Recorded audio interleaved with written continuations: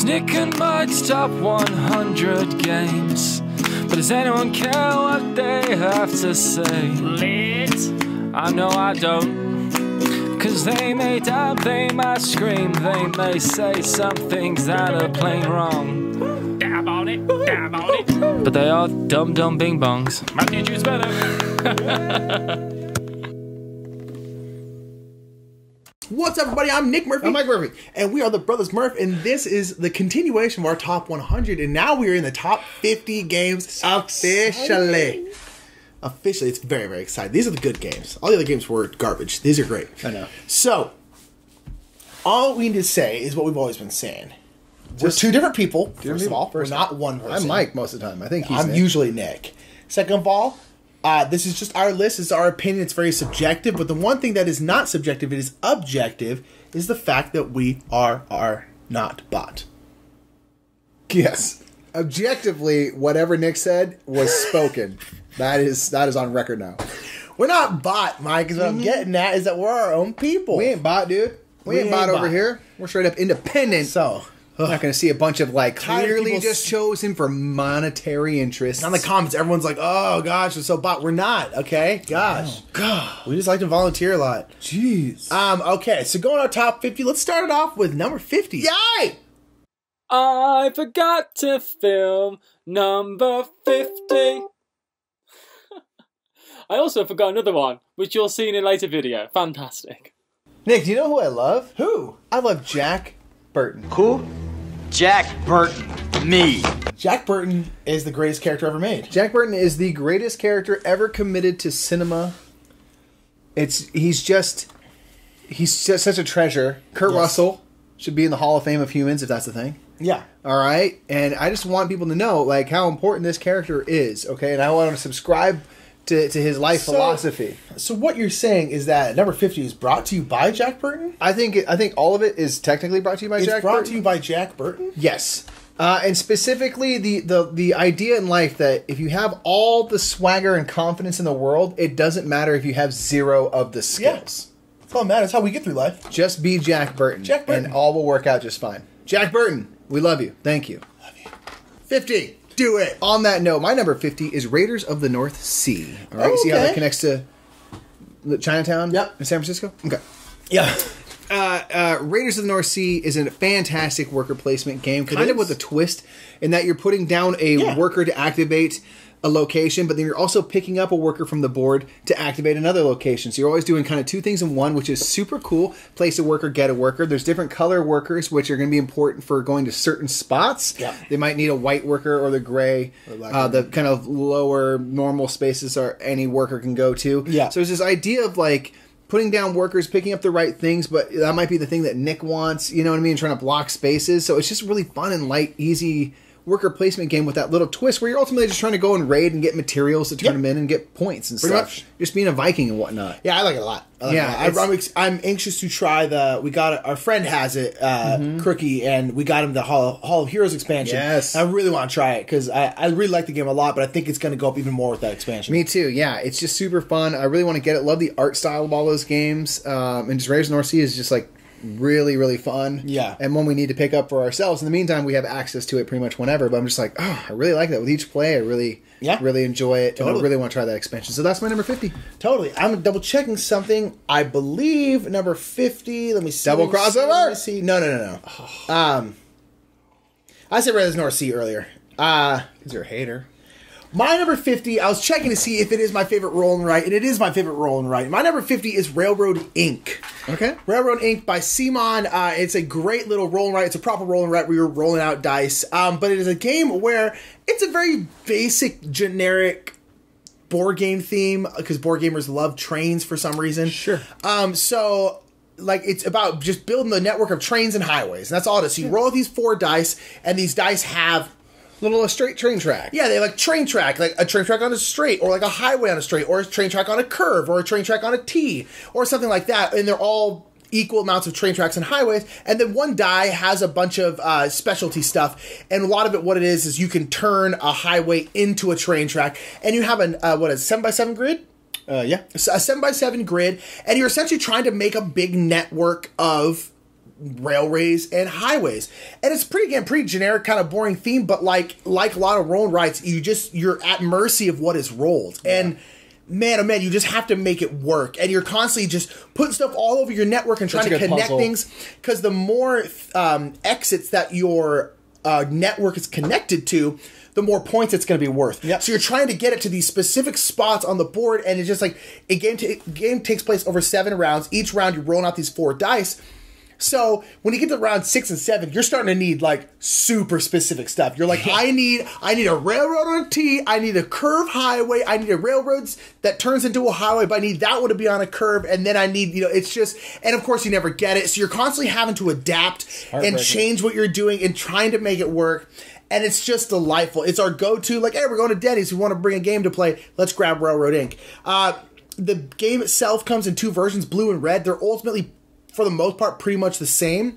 But it's just great. It's great. Another game that we play on stream a lot. We like to play roll and writes on our Twitch stream fairly often. Because everyone can play from home. And so everyone can play from home because you can just like essentially print out the sheet, and it's great. And it's a blast, and Railroad Inc. is...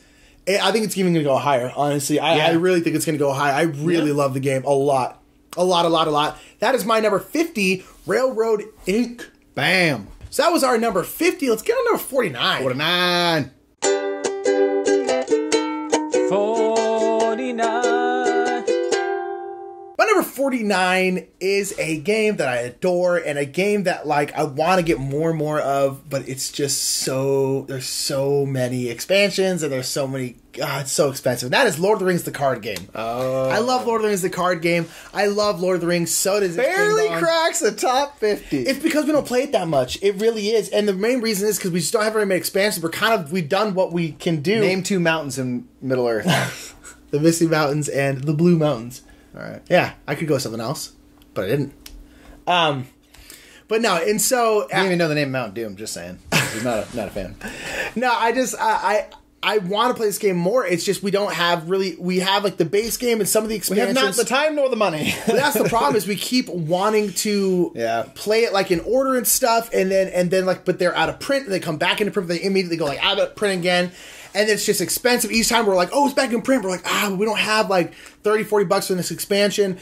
And it's one of those games that I know eventually we're going to get everything for, despite how much money it is. I know it's just going to happen. And I want to keep playing it, and I love it because I love it's essentially the different scenarios you have. And it's a deck building game, but deck constructing game where you're building the game you're building your deck beforehand, kind of like Magic, and then just drawing from it. Yeah. But it's a cooperative game. Arkham Horror, the card game, the living card game, is kind of like this, but like a bit revamped and a bit changed, but it's based off this system. But I like Lord of the Rings, so I have no interest in the Arkham Horror game. And I love Lord of the Rings card game. Can't wait to play it more. Just we need money, and it's expensive. Just that's that only thing. But it's great, and I love it. Lord of the Rings is a card game. Anything Lord of the Rings is good in my book, with the exception of the Hobbit movies. And I said it. But they're okay. No, they're not. The first one's okay. First one's solid. The first one's decent, pretty darn decent. But I know. Nope. I still watch them in a pinch. Oh, if I had to. Sure wouldn't. Maybe we can get talked in the first one. That's it. All right. That's fair. Mikey, number 49, hit us. My number 49 has been mentioned by you before. When? It is, at some point. When? I don't know. Okay. It is a real-time game all about running a kitchen. It is Kitchen Rush. I love my Kitchen number Rush. 49. It's so fun. It's so great. Stressful. I just love the chaos and it really does make me feel like what a busy restaurant kitchen would be. Yeah, we've never worked in kitchens, but I'm like, I feel like this is accurate. You got to move as quick as you can, be as efficient with your time as you can, and this guy's got to help you with that thing over there. Where's the sauce? Yeah, exactly. Get the curry on. And I just love it. It's like a little worker placement game that's cooperative, which you mentioned is like you don't ever see. It's very rare. This is kind of a way that it does really work. I feel like having these spaces. It makes like I need you to get out of the oven. You gotta get out of the oven, Nick. I need you out of the oven. I gotta get in the oven. Can you get out of the oven, Nick? Please make everything. I need to get in that oven.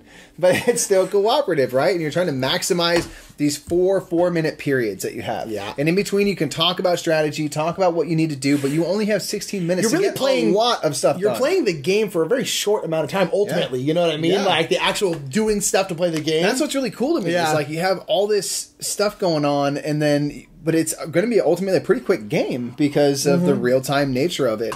Think of this. The entire game is 1 time second of Millennium Blades. That's true. 1 time segment of Millennium Blades, yeah. Yeah. Oh, wow. And there's that. So you can get kind of that real-time craziness in a much shorter amount of time than you would take to play Millennium Blades. So, which is also a good game. Which is also a good game, yeah. So yeah, that's just my number 49. It's just fun and interesting and chaotic. I like the look of it and stuff. I like the little wooden ingredients and things like that. Kitchen Rush, my 49. Love it. Love it. Great game. I think it's going to climb for me personally. Love Yeah. it. Love it. All right, that's 49. Let's do 48. Let's do it. Punk. 48, 48.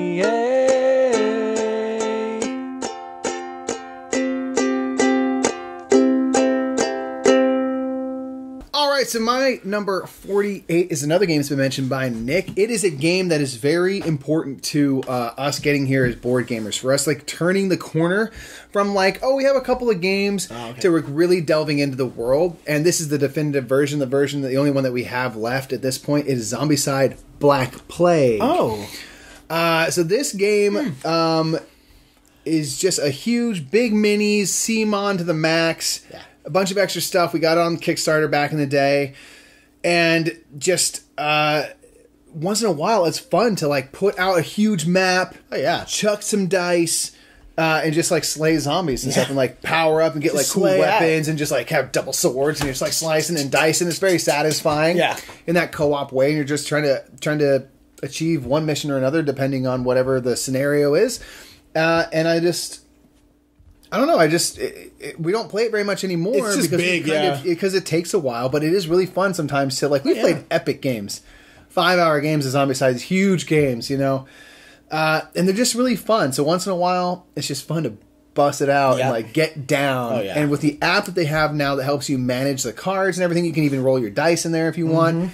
It takes a lot of the fiddliness and a lot of the upkeep and makes it very easy. Yeah. Oh, yeah. So you just have like the board and you have minis on the board and you just get to handle all that business. And if you want to chuck real life dice, go for it. If not, just use the app for everything but the board. It's awesome. So yeah, Zombicide Black Plague. That was just like that kind of like we saw more of like the world and like what board games can be based on like Zombicide. Yeah, totally, you know? totally. So that got us, into the whole like that's what introduced you, I think, kind of to like really the world of like Kickstarter board games. Oh yeah. It's really opened up a lot of things, so we have to be really thankful to Zombicide for it's helping us get here. The deep dive. That's where it started. That's where it started. Yeah. Alrighty, my number 48 is actually another CMON game.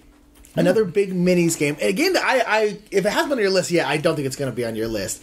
But this is a game called Rum and Bones. Oh. Rum and Bones is a skirmish two-player game. You can play it more than two, but I'm just like, nah, afraid not. But it's a two-player game where you have your two boats, and it's kind of like Pirates of the Caribbean, the game. And the two boats kind of side up next to each other, and then your heroes and your crew are just fighting it out, and just boom, boom, boom, boom, boom.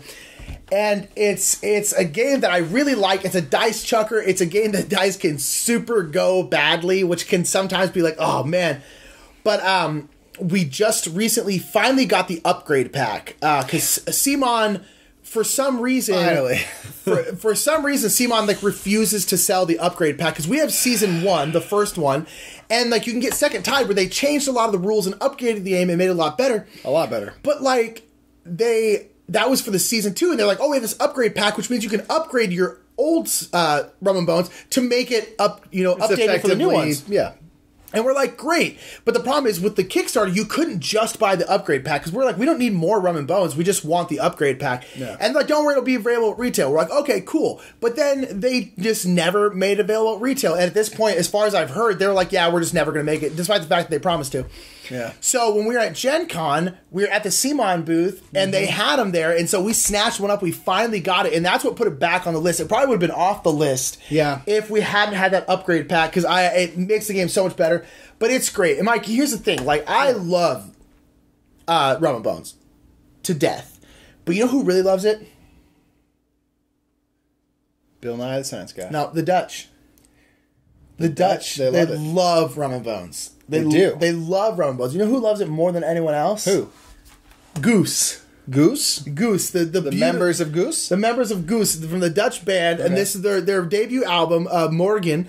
And it's great, Mike. This is such a good album. This was introduced to us by Dave Luza. He gave us this. Goose is, it's not about geese, surprisingly. Goose does not mean geese. Okay. But it has the great hits that we all know, like Dank Jewel. And Sie Zich Het Ook, obviously. Classic. I mean, that one everyone sings along to. And then Groets Zinch. Great album. Great band. Dave Luz is a great human. Overall, he's part of a really successful podcast called This Game is Broken. Indeed. And we're just big fans of the Dutch people in general. They are And great. thank you so much for existing, Goose. And thank you for giving us just fantastic, whimsical music to listen to. Indeed. And they also love Rum and Bones. I do too. Indeed. It's great. Indeed. The Dutch.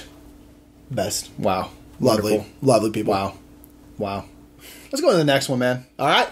47. Let's do it. 47.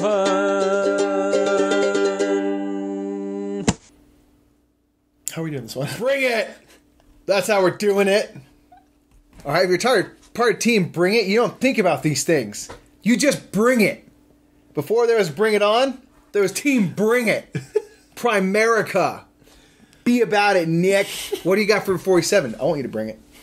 Nick, I'm already on the team. You are. We're looking for recruits. I'll bring it right now. My number 47 is a wonderful two-player two-player cooperative game called Codenames Do It! You've passed. Codenames Duet, or Codenames Do It, as we do it. Codenames Duet is a great version of Codenames. To me, it's like by far my favorite version of Codenames. I don't mind Codenames, the general game, but Codenames Duet is by far the best way to play because it's more fun, it's more intimate, it's more like you're really trying to get into your partner's like head and be like, how are you thinking? But it's a two-player game where you have the map of cards in front of you, like in Codenames, and you have a whatever the sheet, the master spy sheet, and you have some words that pertain to you. The other player has some words that pertain to them, and there are some words that cross over, like, pen may be on both of our lists. But then on top of that, there's 3 traitors in the midst. If you guess a word and it has to be one of my assassins, boom, we lose the game, like in a normal game of Codenames. But the weird thing is like a word that is a traitor for me might be a word that I need to guess for you. So my mind goes like, oh no, I can't guess that because it's a traitor. I'm like, wait, no. But that's a traitor for me. It may not be a traitor for you. Yeah. And it's really, really fun. It's pretty tough, but it's just such a fun way to play Codenames where it's just, you're on the same team and you're really like, yo, Squirrel 4, come on, right here. And you're just like, it takes that like throwing out wild clues and trying to get stuff done like you have in Codenames, but just makes it again more of a fun, intimate, small play, and I just love it. I love Codenames Duet. It's by far my favorite way to play Codenames. Yeah. And it's the point where I'm just like, the Codenames are like okay, but like I don't really feel too much need. I'd rather just play Codenames Duet. Indeed, I'm right there with you, man. Codenames Duet rips. My number 47 has been mentioned by you before on our last list. Okay. We played through the campaign of this live on stream on our Twitch channel, and it was a ton of fun. It is Near and Far. Does Near and Far bring it? Near and Far brought it. Mm-hmm. It was a really fun game. It was just really cool Ryan Lockett product where you're kind of traveling through these different maps. I love that about it. The game is like there's these spiral books. One has stories, another one has maps, and you open up the book and lay it flat, and that's your map for this game. And when you're ready, you turn the page to the next map, and you're going through this journey as if you're going through the story. So it's just like a very satisfying thing. The way it lays out, and you have your map right there. Then you have town, which is sort of worker placement-y. You kind of go around and gather supplies. So you're balancing kind of going around town, trying to get recruits, and then going on adventures and questing. Yeah. And it was a ton of fun. It was cool to play through something that kind of told this ongoing story.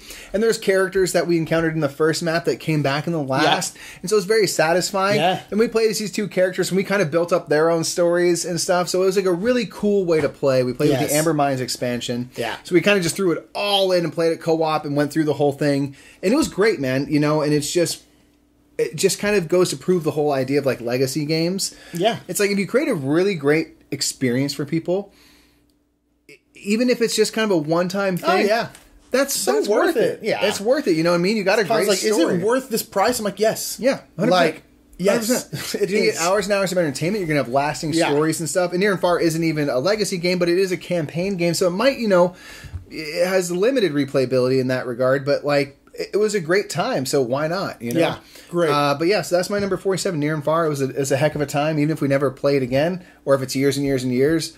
This was an awesome game to have. So Yeah. Big fan. Like Near and Far a lot. Bow. Boom. All right, that's number 47, right? Yeah, man. All right, let's go to number 46. Yeah, man. You brought it, Mike. You brought it. That's why you're in that shirt. That's why the shirt's already on. That's right. That's right. It's right here. Boom. All right. Let's do 46. 46. All right. Dude, what are you doing? I just add some cream to my coffee. That's my Neti Pot. We're sponsored by Neti Pot. This is like the new thing. Okay, Neti Pot, cool. No, you don't understand. Like, I use this to clear out my sinuses. I pour it through my nose. Yeah. Yeah, it's pretty gross, right? Yeah, it needs a lot more cream. What? All right, Mike, hit us with 46. You horrible person. My 46 is, speaking of horrible people, it's a train game. Only terrible people like train games. Yeah, everyone knows it. What is it? It is Railways of the World.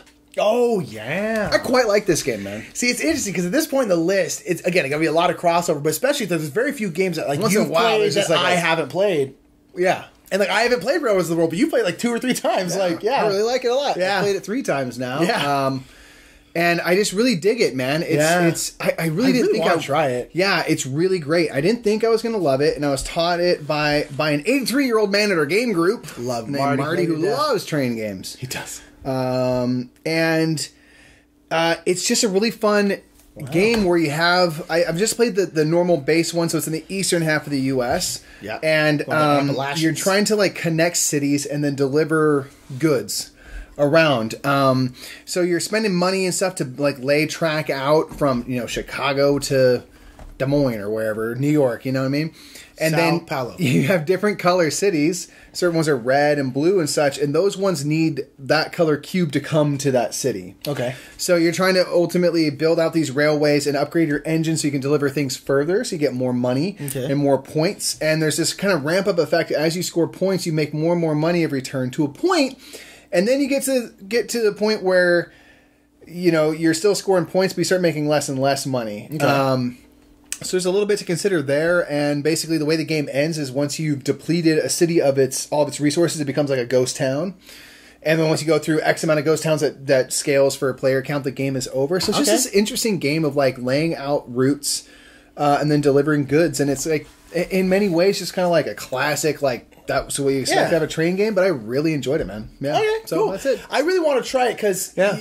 You kind of got sucked into the game because Marty really wanted to play it, and we kind of were like, all right, and you were kind of like, I was like, who's taking this hit? Yeah. Because there's a couple of times we play games because like other people want to play them, like, all right, I'm probably not going to enjoy this, whatever. Yeah. And you really liked it, and I'm very intrigued. My number 46 is of a similar weight, and that is Azul. Same type of game. Azul is a great abstract strategy game. Again, never going to get off the soapbox. Abstract strategy games should be pretty. Pow. Azul is very pretty. Azul is a game, if you don't know, I'm sure you know what it is, but Azul is a game where you are in Portugal and you're making tiled walls. Yeah. Ultimately, the theme means nothing. But yeah, these great starburst pieces that you play with. Delicious. And there's a big factory, all these factory tiles, and there's a bunch of different tiles out there, and you're drafting tiles, and you have to take all tiles of one color. So if there's like 2 reds, a blue, and then a black one on this one, and you want the reds, you take the 2 reds, and the other 2 go in the middle, and you can also take them from the middle. And then you put them on your little schematic thing over here, and I'm not going to get too much into it, but it's a little puzzle game, and you're drafting, you're trying to get what you need, and trying to deny other people what they need, and it's tough and pretty thinky, and it's just a great little abstract strategy game that tends to do very, very well. I've never really had it go badly. It just slays. Azul is great. It's wonderful. I love it. And I'm glad it's had all the success it gets because, in my opinion, it's totally deserved. Absolutely. Yeah, I love Azul for sure. Yeah, love it to death. Azul. That's all I need to say. I'm done. Boom. Let's get into 45 then. Let's do it.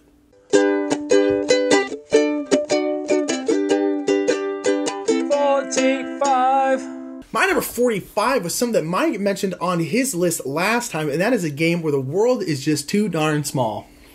Small World is my number 45. I love Small World. We talked about it last time. It's just a great area control game where, like a lot of area control games, you're fighting and you're pushing people out and you're getting people out of the way. And the problem with area control is it can feel sometimes kind of personal. It can feel mean. But this game just doesn't feel that way. It feels very impersonal, and it's just fun. Yeah. And one thing I love about it is you cannot turtle in the game, because I hate area control games where you can turtle. And to my opinion, it just breaks every area control game that does that, to the point where I'm like, I refuse to play this, because this isn't fun, you know? It's like, and you can't turtle because you get points for however many areas you control at the end of the game. So you need to spread out. And it's just great having the different abilities paired up with a race randomly, so you never really know what you're going to get. It's just great. I'm not going to go into a ton again, but it's a wonderful, wonderful Days of Wonder game. If you haven't tried it, if you like area control, you got to give it a shot. Yeah. It's wonderful. I love it to death. Yeah, that's it. Small World. I'm done. I'm done talking about it. I love it. My number 45 is a super fun racing game that is just fun and quick. It doesn't say it's welcome, and it can play up to 6 players. It's Downforce. Love by Restoration Games. Love Downforce. It's just so cool, man, because I just love the fact that basically everyone gets a certain amount of cards. Like, you just pass them around evenly, and you're just trying to race your car across the finish line. But it doesn't matter necessarily if you win the race. It helps. Yeah. Because ultimately, you're just trying to make that money. You're trying to get that skrill. Yeah. So it has this addition of 3 points in the game where you bet on who you think's going to win, whether or not that's your car. You can bet on anybody. So if you've got like these cards that help you move your car kind of, but they also have other colors, and you're really going to help orange move, you might bet on orange and be like, well, I'm going to make sure they get across the line, and I'm going to try to hopefully come in first or second as well. And you know what I mean? Like, and just try to make the most money I can. So you form these like sort of shaky alliances. Yeah. Where you're like, dude, come on, like, there's these bottleneck points. You're like, get me through first, because then you're going to be able to move through. Yeah. If you don't move me right now, everyone's going to get stuck, including you, man. Yeah. You help me, I'll help you in the future. And it's ultimately a really quick game that has this cool like bidding mechanism at the beginning for which car you want. You get a simple little power, and then you just race. And like the game is, I don't know, 20 minutes? No, I think more. At least half hour, I'd say. All told? I think it feels. I think it feels faster than it is. It's not 20 minutes. I think it's closer to 20 than 30. No, I don't think so. But we'll time it sometime. I'm not sure. It's quick either way. It's sure. Quick to teach and quick to play. Yeah. And it just like, there are racing games that get more into like the weeds about like the physics of it all. Yeah, which is cool. This one just like, it keeps it light and breezy. It's just race around and try to be the first, and also make cool bets and stuff, and see if you can go like all in on yourself and win. Downforce is just super fun, and great. I love that it can play up to 6, and it plays it quickly, because when you're playing cards, you're going to be moving all the cars around, not just you. Yeah. So it makes the game keep moving forward. Totally, yeah. So it's awesome. It's awesome. Love Downforce. For sure. It's awesome. It's great. All right, that was our number 45s. Let's move on to 44. Let's rip it. Grip it and rip it. 44. 44.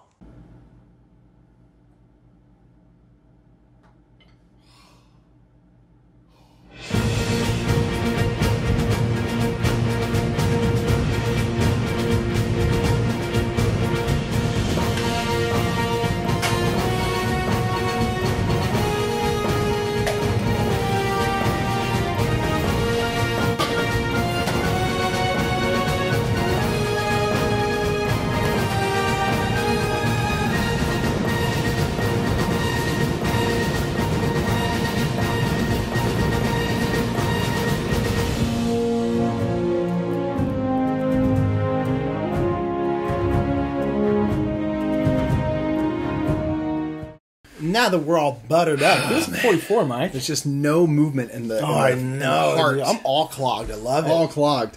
My number 4, speaking of clogs, is talking about clogged forest towns or something in Everdell. Everdell's my 44.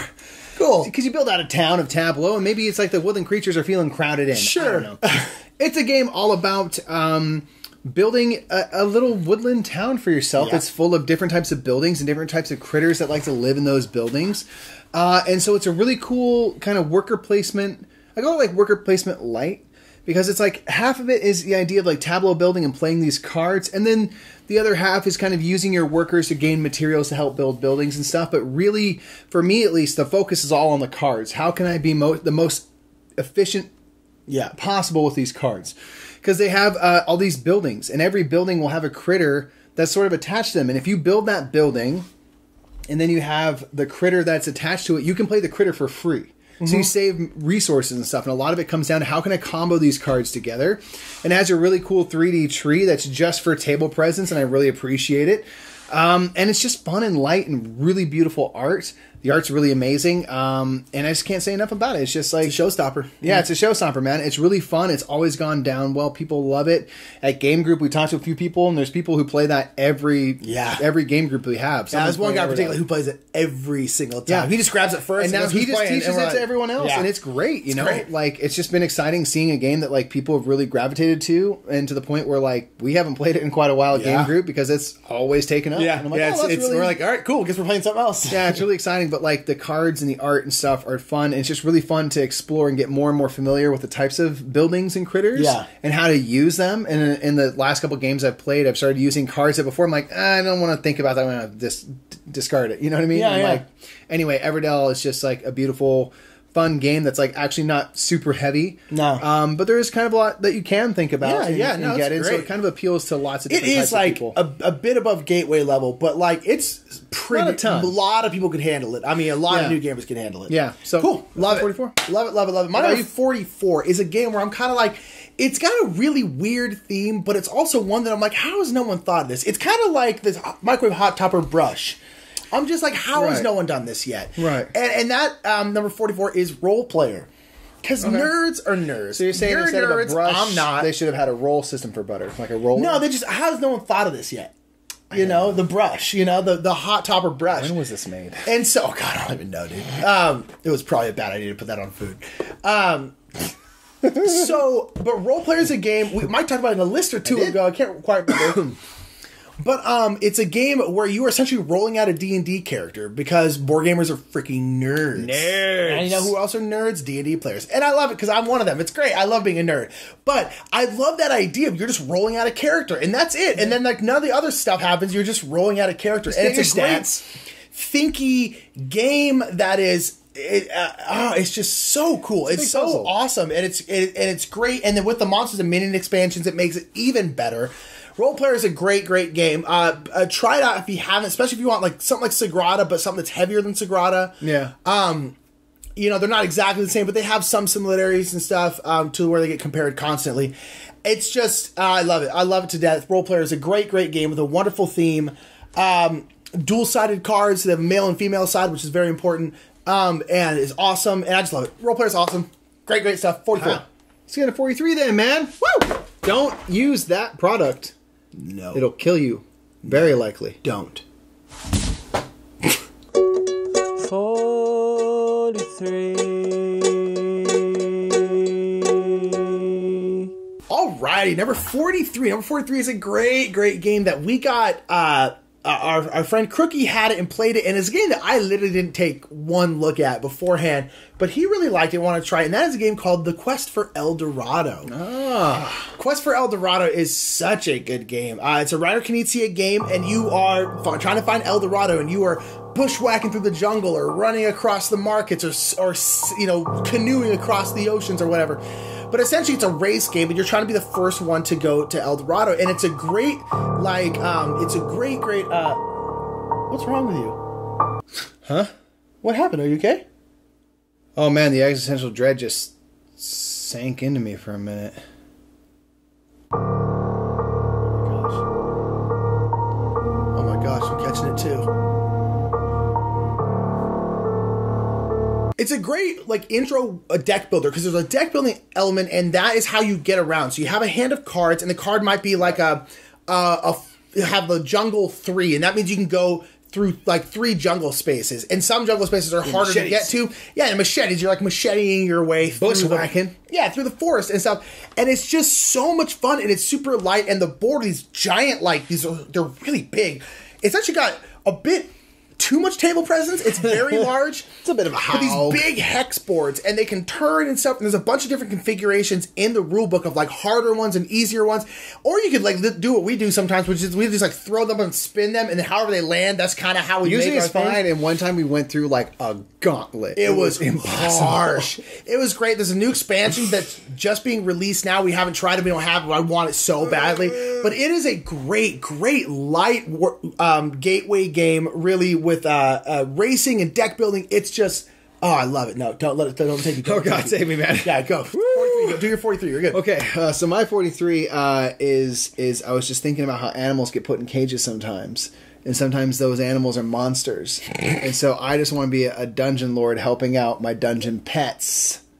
43. Nice segue. Bow. Dungeon Pets is my 43. It's a fantastic worker placement game where you are going around a town basically getting and raising monsters. Yeah. So these monsters need certain things. Some of them like to eat a lot. Some of them like to fight a lot. Some of them are magical. Some like to play. And you need to make sure their needs are met so you raise happy, healthy creatures, monsters, I feel like there's something else they could do. Well, they can poop a lot. Oh, they poop. That's right. They poop a lot. Poop is a big factor. And that was a selling point on this game. Nick told me there's a game, there's monsters, they poop. And I said, let's play it right now. That's actually very true. He did say that. I was just like, that's amazing. That's so magical. That makes me so happy to know. And I love that part of the game. Oh, it's the best. To this day, there's animals that poop, and if there's a lot of poop in the cage, they're not going to be very happy. They might get sick. So there's something you got to take care of. You need a minion that's going to clean that poop. All right? You need to play with those monsters and keep them happy so you can hopefully sell them to nice people who want to have, these very specific pets. Some people like animals that are just angry. They're just like, I want an angry beast. That's true. You're like, oh, here's an angry one. This one's really mad all the time.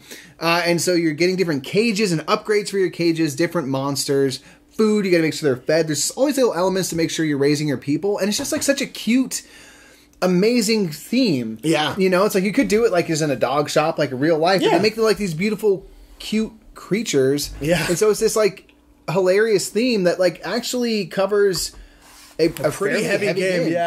Yeah, and one that's just really fun. I've always enjoyed it. I love the theme. The theme is an absolute just like seller for me on it. Dungeon Pets is just fantastic worker placement fun. We love worker placement, so it's going to be a win. And like literally, I was sold on the poop, and I've not regretted playing that game not one time because the poop is always there and it's great. Yeah, poop monsters. Come on, it's great. Poop monsters. Dungeon Pets, my 43. All right, 43. Let's move on to 42. Let's get it. I'm doing this too fast.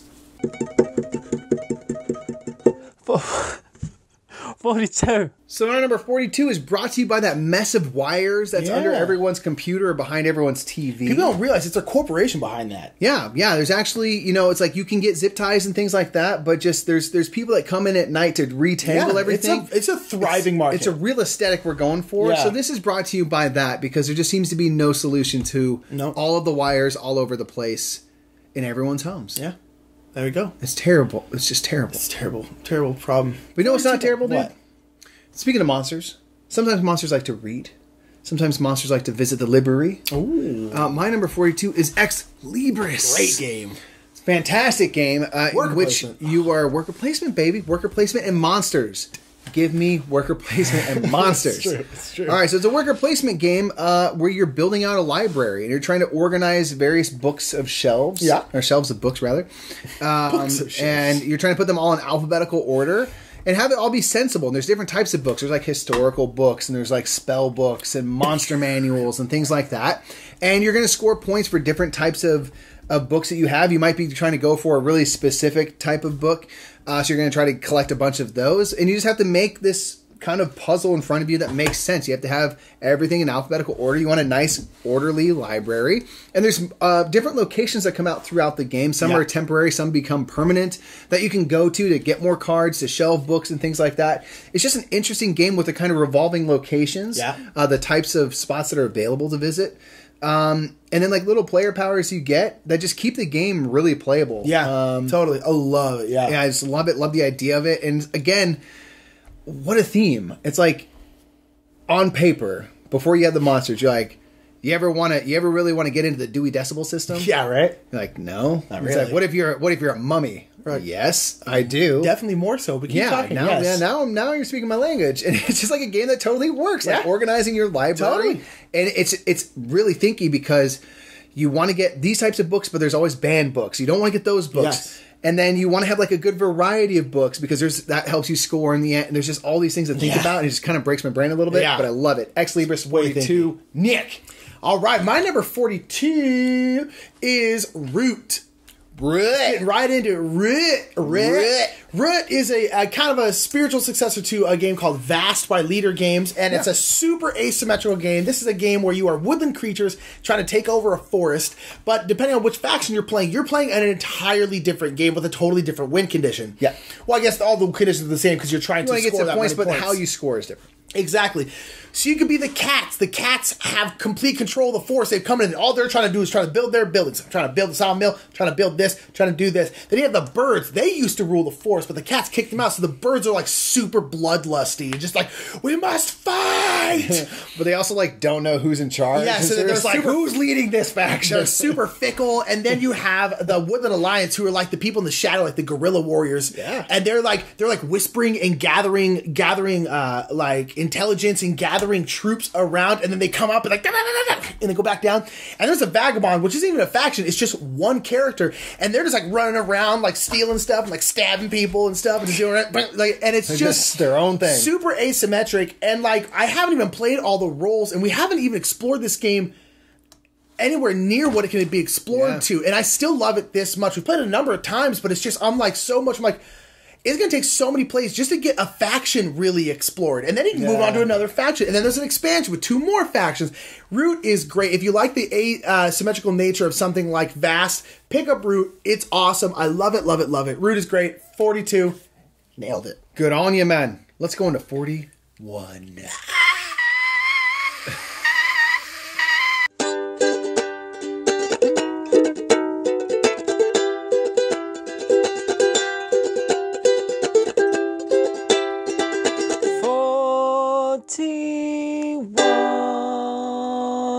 Alrighty, last one for this list, 41. And number 41, Mike, is brought to us by Big Orange Levels. Wow, that is longer than this screen, man. This is a large orange level. You know, this is the typical Home Depot level you get. It's bright Home Depot orange. Speaking of Home Depot, it's brought to you by Home Depot. Right here.